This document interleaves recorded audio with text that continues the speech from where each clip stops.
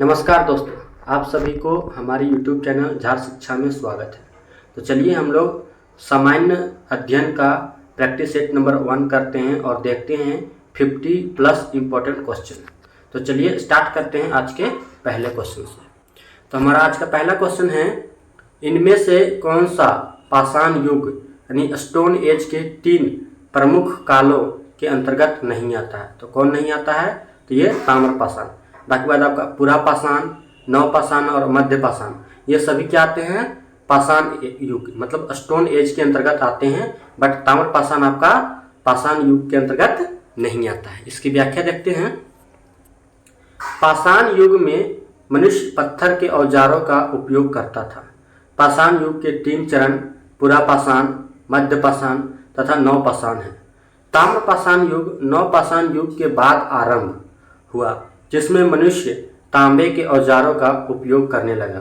लगभग 5000 ईसा पूर्व में मनुष्य ने सर्वप्रथम तांबा धातु का प्रयोग किया था। नेक्स्ट क्वेश्चन है, भीमबेटका की गुफाओं की खोज कब हुई? तो कब हुई? तो 1957 से 58 के बीच। यानी कि इसकी व्याख्या देखते हैं। भीमबेटका की गुफाएं भारत के मध्य प्रदेश के रायसेन जिले, कहाँ? रायसेन जिले में स्थित है। ये गुफाएं चारों तरफ से विंध्य पर्वतमालाओं से घिरी हुई है। यह एक पुरा पाषाणिक गुफा आवास है। कैसे है? पुरा पाषाणिक गुफा आवास है, जिसकी निरंतरता मध्य ऐतिहासिक काल तक रही। इसकी खोज डॉक्टर विष्णु श्रीधर वाकनर द्वारा 1957-58 में की गई। वर्ष 2003 में यूनेस्को ने इसे विश्व धरोहर स्थल की सूची में घोषित किया है। मतलब 2003 में यूनेस्को के द्वारा इसको विश्व धरोहर स्थल को दर्जा प्राप्त हुआ है। नेक्स्ट क्वेश्चन है, भीमबेटका के शैलाश्रय निम्नलिखित में से किसके लिए प्रसिद्ध है? तो किसके लिए प्रसिद्ध है? यह है भारतीय उपमहाद्वीप पर मानव जीवन के प्राचीनतम चिन्हों की वजह से। देखते हैं व्याख्या। मध्य प्रदेश के विंध्य क्षेत्र में भोपाल के दक्षिण पूर्व में रायसेन जिले में अवस्थित भीमबेटका गुफाओं से मानव जीवन के प्राचीनतम चिन्हों के प्रमाण मिले हैं। यद्यपि यहाँ अधिकांश चित्रकारी मध्य पाषाण युग की है, किंतु यहाँ उत्तर पुरा पाषाण, ताम्र पाषाण काल, प्रारंभिक ऐतिहासिक और मध्यकालीन युग के भी चित्र मिले हैं। नेक्स्ट क्वेश्चन है, भारत में पाषाण कालीन शिलालेख चित्र कहाँ पाई जाती है? तो कहाँ पाई जाती है? तो आपका भीमबेटका में पाई जाती है। इसकी व्याख्या देखते हैं। भीमबेटका भारत के मध्य प्रदेश प्रांत के रायसेन जिले में स्थित एक पुरा पाषाणिक आवासीय पुरास्थल है, जहाँ पर पाषाण कालीन चित्रकारी पाई जाती है। नेक्स्ट क्वेश्चन है, निम्नलिखित में से कौन सा मानव गतिविधियों एवं सभ्यता के प्राग ऐतिहासिक काल का सही कालानुक्रम है? तो कौन है? तो पहले पुरा पाषाण, फिर मध्य पाषाण, उसके बाद नव पाषाण।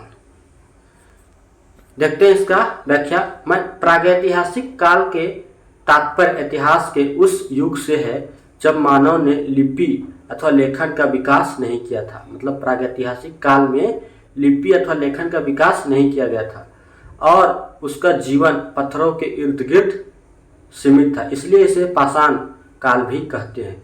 इस पाषाण काल अथवा प्रागैतिहासिक काल को 3 भागों में बांटकर देखा जा सकता है: पुरा पाषाण काल, मध्य पाषाण काल और नव पाषाण काल। देखते हैं। देखिए, प्राचीन भारत के इतिहास को प्रागैतिहासिक काल लक्षण और आद्य ऐतिहासिक काल लक्षण और ऐतिहासिक काल लक्षण देखते हैं। प्रागैतिहासिक में लिखित साक्ष्य उपलब्ध नहीं है, पुरातात्विक साक्ष्य उपलब्ध हैं, उदाहरण में पाषाण काल। आद्य ऐतिहासिक में लिखित साक्ष्य उपलब्ध है, लेकिन लिपि गूढ़ एवं अपठनीय है, उदाहरण में सैंधव सभ्यता। ऐतिहासिक काल लक्षण में पुरातात्विक एवं साहित्यिक साक्ष्यों के आधार पर निर्धारण। फिर देखते हैं पाषाण काल को 3 भागों में।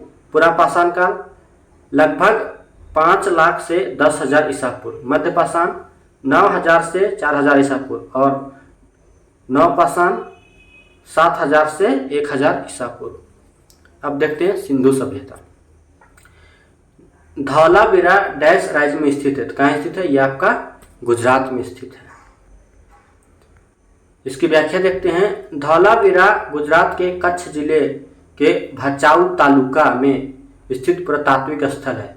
इस स्थल की खोज 1968 ईस्वी में गजपति जोशी के द्वारा की गई थी। यहाँ पाए गए कलाकृतियों में टेराकोटा, मिट्टी के बर्तन, मोती, सोने एवं तांबे के गहने, जानवरों की मूर्तियाँ, उपकरण, कलश इत्यादि है। जुलाई 2021 में यूनेस्को ने धौलावीरा को भारत के 40वें विश्व धरोहर स्थल के रूप में घोषित किया। इस प्रतिष्ठित सूची में शामिल होने वाला सिंधु सभ्यता का भारत का यह पहला स्थल है। मतलब सिंधु सभ्यता का भारत का पहला स्थल कौन है? तो धौलावीरा है। नेक्स्ट क्वेश्चन है, धौलावीरा एक पुरातात्विक स्थान किस समयावधि से जुड़ी हुई है? तो किससे जुड़ी हुई है? ये आपका सिंधु घाटी सभ्यता से जुड़ी हुई है। नेक्स्ट क्वेश्चन है, मोहनजोदड़ो में पाया गया विशाल स्नानागार यानी द ग्रेट बाथ एक विशाल डैश था। तो क्या था? ये एक आपका एक आयताकार टैंक था। इसकी व्याख्या देखते हैं। मोहनजोदड़ो में पाया गया विशाल स्नानागार एक विशाल आयताकार टैंक था।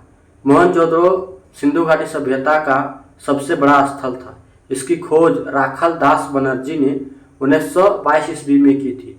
यहाँ से एक सीट में 3 मुख वाले देवता यानी पशुपति नाथ की मूर्ति मिली है। नेक्स्ट क्वेश्चन है, वर्ष 1920-21 के आसपास किस नदी के किनारे खुदाई के दौरान हड़प्पा शहर मिला? तो किस नदी के किनारे? तो ये आपका हो जाएगा रावी नदी के किनारे। हड़प्पा शहर सिंधु सभ्यता का एक शहर है जो पाकिस्तान के मोंटगोमरी, कौन सा जिला? मोंटगोमरी जिले में रावी नदी के तट पर वर्ष 1920-21 में खुदाई के दौरान मिला था। इसके उत्खननकर्ता दयाराम साहनी एवं माधव स्वरूप वस्त हैं। नेक्स्ट क्वेश्चन है, सिंधु घाटी सभ्यता के किस शहर का शाब्दिक अर्थ मृतकों का टीला है? किसका? तो मोहनजोदड़ो। मोहनजोदड़ो का सिंधी भाषा में अर्थ मृतकों का टीला। यह दुनिया का सबसे पुराना नियोजित एवं उत्कृष्ट शहर माना जाता है। यह सिंधु घाटी सभ्यता का सबसे परिपक्व शहर है जो सिंधु नदी के दाएं किनारे, किसके किनारे? दाएं किनारे लरकना जिला में स्थित है। इसकी खोज राखलदास बनर्जी ने 1922 ईस्वी में की थी। कब की थी? 1922 ईस्वी में। नेक्स्ट क्वेश्चन है, मोहनजोदड़ो शब्द का अर्थ क्या है? तो इसका सही अर्थ है मृतकों का टीला। नेक्स्ट क्वेश्चन देखते हैं। नेक्स्ट क्वेश्चन है, मोहनजोदड़ो कहाँ स्थित है? ये कहाँ स्थित है? तो ये आपका सिंध प्रांत में स्थित है। मोहनजोदड़ो सिंधी भाषा के अर्थ मृतकों का टीला होता है। यह सिंध पाकिस्तान के लरकाना जिले में सिंधु नदी के तट पर स्थित है। इसकी खोज 1922 ईस्वी में राखलदास बनर्जी ने की थी। यहाँ की शासन व्यवस्था राजतंत्रात्मक न होकर जनतंत्रात्मक थी। कैसी थी? जनतंत्रात्मक। नेक्स्ट क्वेश्चन है, हड़प्पा सभ्यता का कौन सा शहर विशिष्ट रूप से मनके बनाना, शिप काटना, धातु की वस्तुएं बनाना, मुहर बनाना और तराजू का निर्माण करना आदि कार्यों सहित शिल्प उत्पादन के लिए समर्पित था? तो कौन था? तो ये आपका चहुंदड़ो। मोहनजोदड़ो से 80 मील दक्षिण में अवस्थित चहुंदड़ो की खोज सर्वप्रथम 1931 में MGM मतलब MG मजूमदार ने की थी। यहाँ सैंधव संस्कृति के अतिरिक्त प्राक हड़प्पा संस्कृति, जिसे झुक्कर एवं झाक्कर संस्कृति कहते हैं, के अवशेष मिले। यहाँ के निवासी कुशल कारीगर थे। इसका प्रमाण इस बात से मिलता है कि यह मनके, शिप, मोहर, मुद्रा बनाने का प्रमुख केंद्र था। यह एकमात्र स्थल है जहाँ से वक्राकार ईंटें मिली है। नेक्स्ट क्वेश्चन है, सिंधु घाटी सभ्यता के निम्न में से किस स्थल को सबसे पहले खोजा गया? तो किसको खोजा गया? तो पहले हड़प्पा को खोजा गया। सिंधु घाटी सभ्यता के स्थल हड़प्पा का उद्घाटन 1921 में दयाराम साहनी द्वारा कराया गया था। इस प्रकार इस सभ्यता का नाम हड़प्पा सभ्यता रखा गया। तथा यह सभ्यता सिंधु नदी के तट पर फैली हुई थी, इसलिए इसका नाम सिंधु घाटी सभ्यता रखा गया। 1922 ईस्वी में राखल दास बनर्जी ने मोहनजोदड़ो की खोज की। नेक्स्ट क्वेश्चन है, पत्थर की बनी नृत्य करते हुए पुरुष की मूर्ति नटराज किस स्थान पर पाई गई थी? तो कहाँ पाई गई थी? तो ये आपका हड़प्पा में पाई गई थी। हड़प्पा से प्राप्त पुरुष नर्तक धड़ चूना पत्थर से बना हुआ है। वह दाहिने पैर के बल पर खड़ा है और बायां पैर नृत्य की मुद्रा में ऊंचा उठा है। इस मूर्ति को नटराज के आदि रूप का द्योतक माना जाता है। इसकी ऊंचाई 7 से 8 इंच है। नेक्स्ट क्वेश्चन है, इनमें से कौन सा हड़प्पा स्थल गुजरात में पाया गया है? तो कौन सा पाया गया है? तो आपका धौलावीरा। हड़प्पा युगीन नगर धौलावीरा को संयुक्त राष्ट्र शैक्षिक, वैज्ञानिक एवं सांस्कृतिक संगठन दैट इज यूनेस्को ने विश्व धरोहर की सूची में शामिल कर लिया है। यह गुजरात के रन ऑफ कच्छ में खादिर बेट द्वीप, कौन सा द्वीप? खादिर बेट द्वीप पर स्थित है। यह वैश्विक धरोहर की सूची में जगह बनाने वाला गुजरात का चौथा, जबकि भारत का 40वां एक मिनट,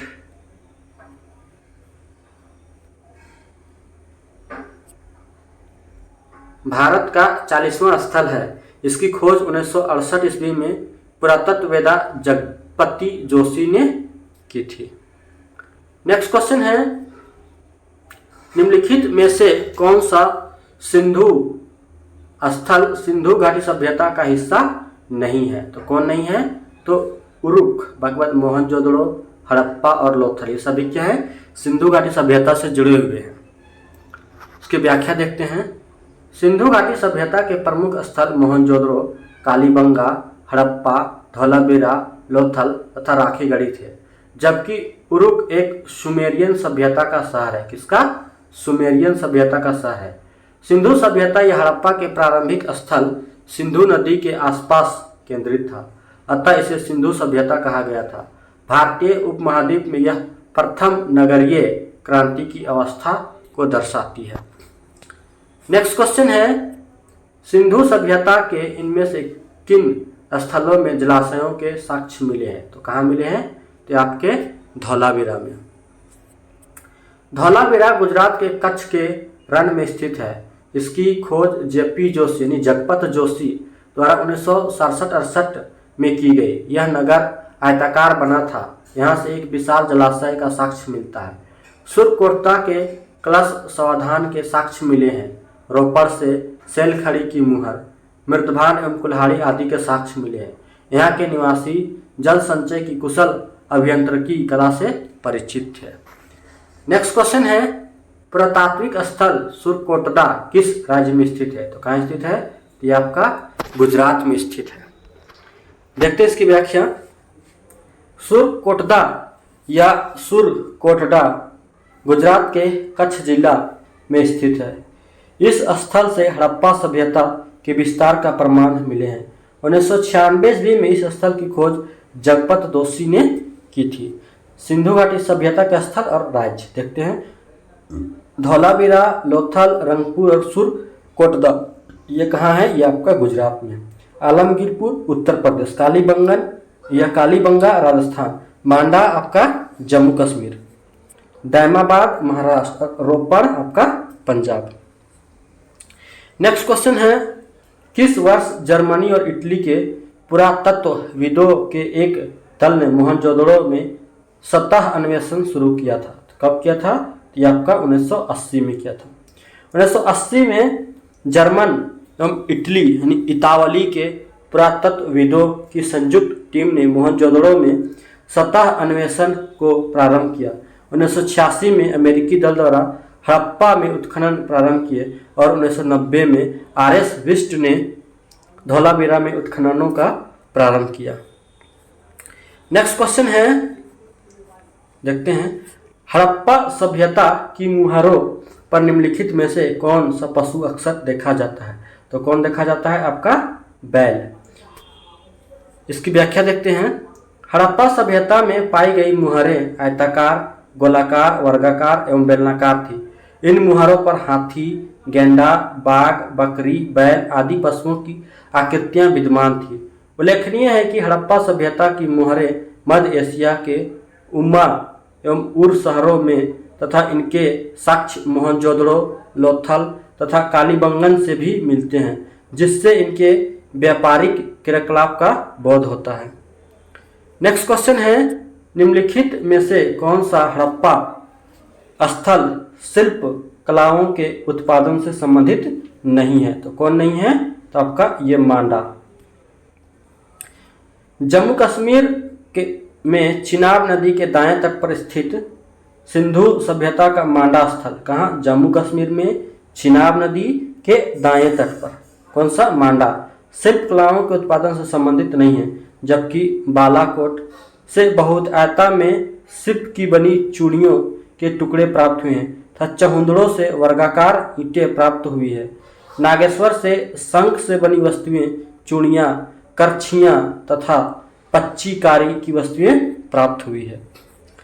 नेक्स्ट क्वेश्चन है, 1944 ईस्वी में भारतीय पुरातत्व सर्वेक्षण के महानिदेशक के रूप में किसने पदभार संभाला और हड़प्पा की खुदाई का जिम्मा लिया? तो कौन थे?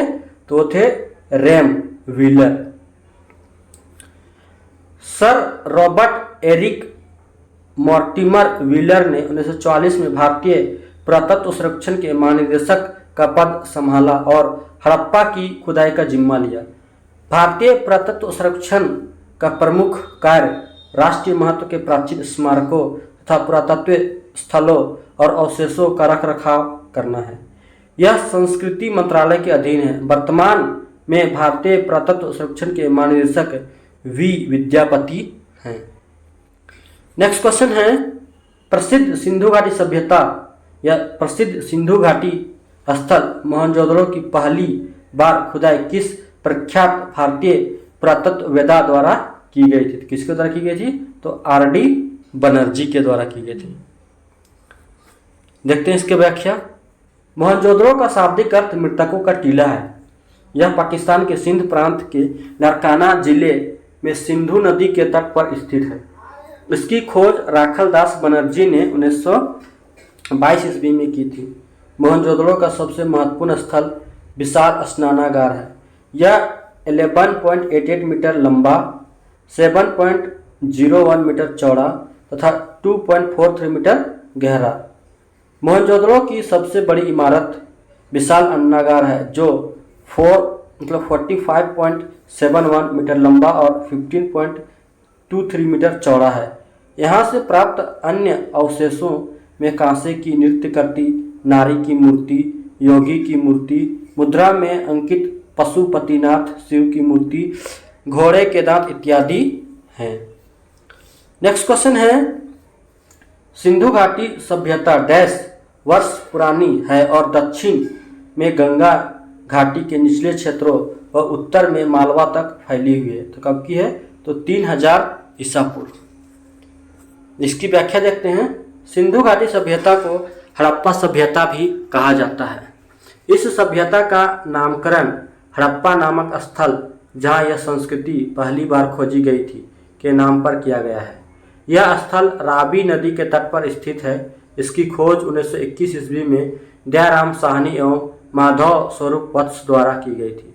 इस हड़प्पा स्थल की वर्तमान भौगोलिक स्थिति पाकिस्तान का मांटगोमरी जिला है। इसका काल निर्धारण निम्न है। देखते हैं। एनसीईआरटी के अकॉर्डिंग 2600 से 1900 ईसा पूर्व के बीच परिपक्व हड़प्पा सभ्यता का अस्तित्व मोटे तौर पर 2550 ईसा पूर्व एवं 1900 ईसा पूर्व के बीच रहा। रेडियो कार्बन 14 जैसे नवीन विश्लेषण पद्धति द्वारा सिंधु सभ्यता की सर्वमान्य तिथि 2500 ईसा पूर्व से 1750 ईसा पूर्व तक मानी गई है। कुछ इतिहासकारों सिंधु घाटी सभ्यता की तिथि 3250 ईस्वी या ईसा पूर्व से 2750 ईसा पूर्व मानते हैं। नेक्स्ट क्वेश्चन है, डैश का आविष्कार 5000 BC यानी कि ईसा पूर्व से मालवा के दक्षिण की ओर एवं उत्तर की ओर गंगा घाटी के पूर्व तलहटी क्षेत्र में हुआ। तो किसका? तो सिंधु घाटी सभ्यता का। नेक्स्ट क्वेश्चन देखते हैं, हड़प्पा सभ्यता 2500 BC के आसपास विकास किया तथा आज उन्हें हम क्या कहते हैं? तो आज उसे कहते हैं प्राचीन भारत और पाकिस्तान। इसकी व्याख्या देखते हैं, हड़प्पा सभ्यता 2500 BC के आसपास विकसित हुई थी। इस सभ्यता का विस्तार पश्चिमी भारत और पाकिस्तान में है। हड़प्पा रावी नदी के तट पर पाकिस्तान के मांटगोमरी जिले में स्थित है। इसकी खोज 1921 ईस्वी में दयाराम साहनी एवं माधव स्वरूप वत्स ने की थी। नेक्स्ट क्वेश्चन है, भारत का इतिहास सिंधु घाटी सभ्यता के जन्म से शुरू होता है जो लगभग डैश अस्तित्व में आई। तो कब आई? तो 2500 ईसा पूर्व। नेक्स्ट क्वेश्चन देखते हैं, सिंधु घाटी सभ्यता की सबसे महत्वपूर्ण विशेषता क्या थी? तो क्या थी? तो ईंट के बने भवन। इसकी व्याख्या देखते हैं, सिंधु घाटी सभ्यता की सबसे महत्वपूर्ण विशेषता ईंट के बने भवन थे। यह विश्व की प्राचीन नदी घाटी सभ्यताओं में प्रमुख है। ईंटों का प्रयोग सभी हड़प्पा बस्तियों में किया गया था। इस समय की ईंटों का एक निश्चित अनुपात 4:2:1 में थी। नेक्स्ट क्वेश्चन है, सिंधु घाटी सभ्यता है तो कैसी सभ्यता है? तो ये एक कांस्ययुगीन सभ्यता है। इसकी व्याख्या देखते हैं, सिंधु घाटी सभ्यता को कांस्ययुगीन सभ्यता भी कहा जाता है। इस सभ्यता में पहली बार कांसा धातु का प्रयोग किया गया जो तांबे और टिन का मिश्रण था। सिंधु सभ्यता के 1400 केंद्रों को खोजा जा चुका है जिसमें 925 केंद्र भारत में हैं। यह सभ्यता सिंधु और उसकी सहायक नदियों के आसपास विस्तृत थी। नेक्स्ट क्वेश्चन है, सिंधु सभ्यता के लोग डैश बनाने के लिए तांबे और टिन को मिश्रित कर देते। क्या बनाने के लिए? तो कांसा बनाने के लिए, मतलब कांस्य। नेक्स्ट क्वेश्चन है, निम्नलिखित में से कौन सा सिंधु घाटी सभ्यता का महत्वपूर्ण स्थल नहीं है? तो कौन नहीं है? तो आजमगढ़। बाकी बाद आपका कालीबंगन या कालीबंगा, हड़प्पा और मोहनजोदड़ो, ये सभी क्या है? महत्वपूर्ण स्थल है। इसकी व्याख्या देखते हैं, सिंधु सभ्यता या सैंधव सभ्यता नगरीय सभ्यता थी। सैंधव सभ्यता के प्रमुख स्थल निम्न है: मोहनजोदड़ो, हड़प्पा, चहुंदड़ो, लोथल, बनावली, धौलावीरा, राखीगढ़ी एवं कालीबंगन। अर्थात सिंधु सभ्यता आजमगढ़ यूपी का कोई स्थान नहीं है। नेक्स्ट क्वेश्चन है, मोहनजोदड़ो नाम का अर्थ डैश में मुर्दों का टीला है। किसमें? तो सिंधी भाषा में। सिंधी भाषा में मोहनजोदड़ो का अर्थ मृतकों का टीला। यह दुनिया का सबसे पुराना, नियोजित एवं उत्कृष्ट शहर माना जाता है। यह सिंधु घाटी सभ्यता का सबसे परिपक्व शहर है। नेक्स्ट क्वेश्चन है, हड़प्पा के लोग निम्नलिखित भगवान में से किसकी पूजा नहीं करते थे? तो किसकी पूजा नहीं करते थे? तो आपका हो जाएगा ये विष्णु की, मतलब शिव, कबूतर, स्वास्तिक, ये सभी करते थे। इसकी व्याख्या देखते हैं, मोहनजोदड़ो की एक मुहर पर स्वास्तिक चिन्ह, एक त्रिमुखी पुरुष को सिंहासन पर योग मुद्रा में बैठे दिखाया गया है जिसे शिव का आदि रूप माना जाता है। इसके दाएं तरफ हाथी एवं बाघ तथा बाएं तरफ एक गेंडा और एक भैंस का अंकन है। हड़प्पा सभ्यता के लोग धरती को उर्वरा की देवी मानकर इसकी पूजा करते थे। पशु, पक्षी, जल, वृक्ष, सर्प, अग्नि आदि की पूजा भी हड़प्पा सभ्यता में होती थी। हड़प्पा सभ्यता के लोग भगवान विष्णु की पूजा नहीं किया करते थे। नेक्स्ट क्वेश्चन है, सिंधु घाटी सभ्यता के लोग डैश की पूजा करते थे। तो किसकी पूजा करते थे? तो ये आपका हो जाएगा आंसर पशुपति। सिंधु घाटी सभ्यता एक नगरीय सभ्यता थी। सिंधु घाटी सभ्यता के लोग 3 मुख्य वाले देवता पशुपति की पूजा करते थे। ये मूर्ति मोहनजोदड़ो से मिली है। सिंधु घाटी सभ्यता में विशाल स्नानागार मोहनजोदड़ो से प्राप्त हुई है। सिंधु घाटी सभ्यता की भाव चित्रात्मक लिपि दाईं ओर से बाईं ओर लिखी जाती है। अब देखते हैं वैदिक सभ्यता।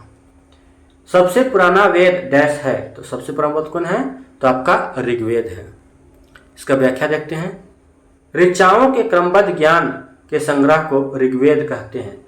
ऋग्वेद सबसे पुराना वेद है। इसमें 10 मंडल, 1028 सूक्त यानी वाल खिल्य पाठ के 11 सूक्त एवं 10,000 446 ऋचाएं यानी कि मंत्र है। हालांकि मंत्रों या ऋचाओं की संख्या के बारे में विद्वानों में मतभेद है। इस वेद के ऋचाओं के पढ़ने वाले पुरोहित को होत्री, मतलब जो मंत्र और ऋचाओं को पढ़ता था उसको क्या बोला जाता था? होत्री। विश्वामित्र द्वारा रचित ऋग्वेद के तीसरे मंडल में सूर्य देवता सावित्री को समर्पित प्रसिद्ध गायत्री मंत्र है। इसके 9वें मंडल में सोम देवता का उल्लेख है। नेक्स्ट क्वेश्चन है, ऋग्वेद में ऐसे डैश मंत्र हैं जिनमें अप्रमाणिक वालखिल्य भजन शामिल है। तो कितने? तो 1028। नेक्स्ट क्वेश्चन है, ऋग्वेद में डैश मंत्र हैं। तो कितने हैं? तो आपके 1028। नेक्स्ट क्वेश्चन है, वेदों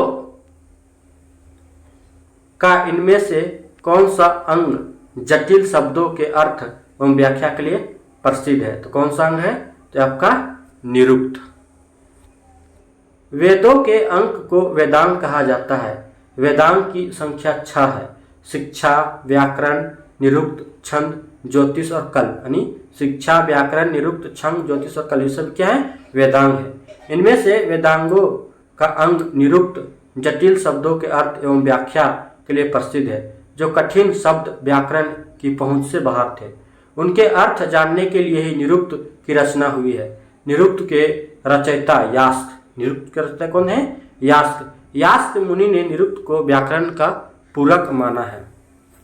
नेक्स्ट क्वेश्चन है, भारत का राष्ट्रीय आदर्श वाक्य सत्यमेव जयते, अर्थात सत्य की हमेशा विजय होती है, किस प्राचीन भारतीय शास्त्र से उद्धत एक मंत्र है? किससे है ये? मुंडकोपनिषद से है। भारत का राष्ट्रीय आदर्श वाक्य सत्यमेव जयते, अर्थात सत्य की हमेशा विजय होती है, मुंडकोपनिषद से लिया गया है। इसका उल्लेख सम्राट अशोक द्वारा बनाए गए सिंह स्तंभ यानी सारनाथ में भी किया जा रहा है, जिसे हुबहू भारत के राष्ट्रीय प्रतीक में शामिल किया गया है। नेक्स्ट क्वेश्चन है, धनुर्वेद यजुर्वेद का उपवेद है। इसका संबंध निम्न में से किससे है? तो ये किससे है? तो ये युद्ध कौशल से है। धनुर्वेद यजुर्वेद का एक उपवेद है। इसके अंतर्गत धनुर्विद्या या सैन्य विज्ञान आता है। धनुर्वेद वह शास्त्र है जिसमें धनुष चलाने की विद्या का निरूपण किया गया है। मधुसूदन सरस्वती ने अपने प्रस्थान भेद नामक ग्रंथ में धनुर्विद्या को यजुर्विद्या का उपवेद लिखा है। नेक्स्ट क्वेश्चन है, निम्नलिखित या निम्न में से किस वेद में संगीत से संबंधित ज्ञान है? किसमें है? तो आपका हो जाएगा सामवेद। सामवेद संगीत से संबंधित वेद है। साम का अर्थ गान से है। सामवेद में संकलित मंत्रों को देवताओं की स्तुति के समय गाया जाता है। सामवेद में कुल 1875 ऋचाएं हैं। इनमें से 75 ही सामवेद के हैं, शेष ऋग्वेद से ग्रहण किए गए हैं। नेक्स्ट क्वेश्चन है, वेदों को इंडो आर्यन सभ्यता का सर्वप्रथम साहित्यिक अभिलेख माना जाता है। इसमें शामिल 4 वेदों के नाम ऋग्वेद, सामवेद, यजुर्वेद और अथर्ववेद हैं। इसकी व्याख्या देखते हैं। वेदों में इंडो आर्यन सभ्यता का सर्वप्रथम साहित्यिक अभिलेख माना जाता है, जिनका संकलन महर्षि कृष्ण द्वैपायन वेदव्यास ने की थी। वेद का अर्थ ज्ञान है। इनसे आर्यों के आगमन व बसने की जानकारी मिलती है। वेद 4 हैं, ऋग्वेद, यजुर्वेद, सामवेद और अथर्ववेद। इन चारों वेदों को संहिता कहा जाता है। चारों वेदों को क्या कहा जाता है? तो संहिता कहा जाता है। नेक्स्ट क्वेश्चन है, मुंडक उपनिषद किससे संबंधित है? किससे संबंधित है? तो ये आपका अथर्ववेद से संबंधित है।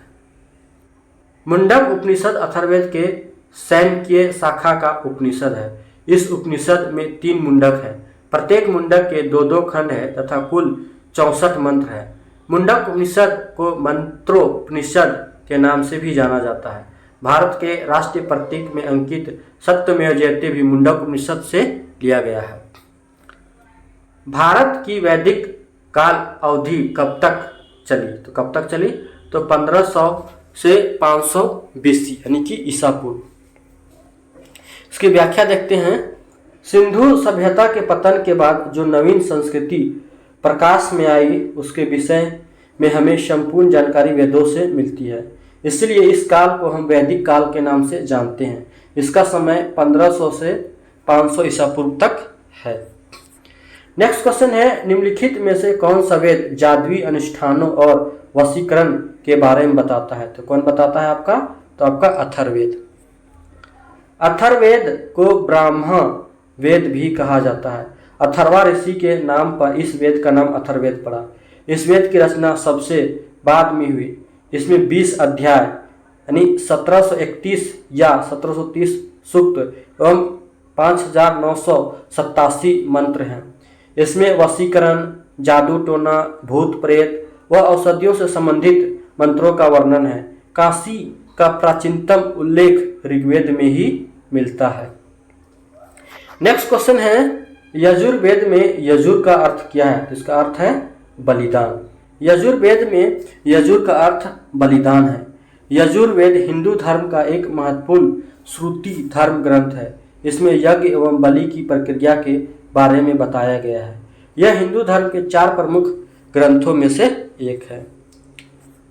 निम्न में से किस वेद में बीमारियों का उपचार दिया गया है? तो किस में दिया गया है? तो आपका ये होगा अथर्ववेद में। किसमें? अथर्ववेद में। इसका व्याख्या देख लेते हैं।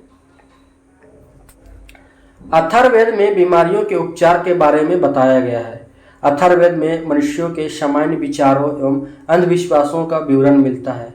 इसमें विविध विषयों से संबंधित मंत्र तथा रोग निवारण, समन्वय, राजभक्ति, विवाह तथा प्रणय गीतों आदि के विवरण सुरक्षित हैं। यह अथर्वा ऋषि द्वारा रचित है। नेक्स्ट क्वेश्चन है, निम्नलिखित में से किस उपनिषद में वसुधैव कुटुंबकम शब्द का उल्लेख किया गया है? तो किस में किया गया है? तो यह आपका महा उपनिषद में किया गया है। महा उपनिषद में वसुधैव कुटुंबकम शब्द का उल्लेख किया गया है। इसका अर्थ धरती यानी संसार ही परिवार होता है। नेक्स्ट क्वेश्चन है, डैश उपनिषदों में से डैश उपनिषद मुख्य माने जाते हैं? मतलब 108 उपनिषदों में से 11 उपनिषद मुख्य माने जाते हैं। इसकी व्याख्या देखते हैं। उपनिषदों की समस्त भारतीय दर्शन के मूल स्रोत हैं। इन्हें वेदांत भी कहा जाता है। मतलब उपनिषद को वेदांत भी कहा जाता है। सत्यमेव जयते भारत का राष्ट्रीय आदर्श वाक्य है जो मुंडकोपनिषद से लिया गया है। भारतीय इतिहास में मुक्तिका उपनिषद में 108 उपनिषदों का उल्लेख मिलता है, लेकिन 11 उपनिषद ही प्रमाणिक है। इनमें बृहदारण्यक उपनिषद सबसे बड़ा और मांडकोपनिषद सबसे छोटा यानी 12 श्लोक तथा छांदोग्य उपनिषद सबसे पुराना। कौन सा? छांदोग्य उपनिषद सबसे पुराना है। नेक्स्ट क्वेश्चन है, डैश सबसे पुराना उपनिषद है? तो कौन है? तो ये छांदोग्य उपनिषद सबसे पुराना है। नेक्स्ट क्वेश्चन है, प्रारंभिक भारतीय दार्शनिक के अनुसार प्रत्येक वस्तु डैश मूल तत्व से बनी। तो कितने तत्व से बनी है? तो 5 मूल तत्वों से बनी है। पंचभूत यानी पंच तत्व या पंच महाभूत भारतीय दर्शन में सभी पदार्थों के मूल माने गए हैं। आकाश, वायु, अग्नि, जल और पृथ्वी। कौन कौन? आकाश, वायु, अग्नि, जल और पृथ्वी। ये 5 महाभूत माने गए हैं जिनसे सृष्टि का प्रत्येक पदार्थ बना है। इनसे बने पदार्थ जड़ होते हैं। सजीव बनने के लिए इनको आत्मा चाहिए। आत्मा को वैदिक साहित्य में पुरुष कहा गया है। आत्मा को क्या बोला गया है? वैदिक साहित्य में पुरुष कहा गया है। सांख्य दर्शन में प्रकृति इन्हीं पंचभूतों से माना गया है। नेक्स्ट क्वेश्चन है, कठोपनिषद में नचिकेता नामक एक किशोर और देवता के बीच बातचीत दर्ज है। निम्नलिखित में से कौन सा देवता नचिकेता से बात कर रहा है? तो कौन कर रहा है? तो भगवान यम। कठोपनिषद में नचिकेता एवं देवता यम के मध्य हुई बातचीत निसंवाद दर्ज है। यह कृष्ण यजुर्वेद शाखा का उपनिषद है। इस उपनिषद के रचयिता कठ नामक आचार्य हैं। दोस्तों, अगर ये वीडियो आपको अच्छी लगी हो तो वीडियो को लाइक और अपने दोस्तों के साथ ज़्यादा से ज़्यादा शेयर करें। और हाँ, अगर आपको इसी प्रकार के और वीडियो चाहिए तो चैनल को जरूर सब्सक्राइब करें, क्योंकि इस चैनल पे इसी प्रकार से और वीडियो अपलोड किए जाते रहेंगे। तो आप सभी को वीडियो देखने के लिए धन्यवाद। थैंक यू एंड जोहार।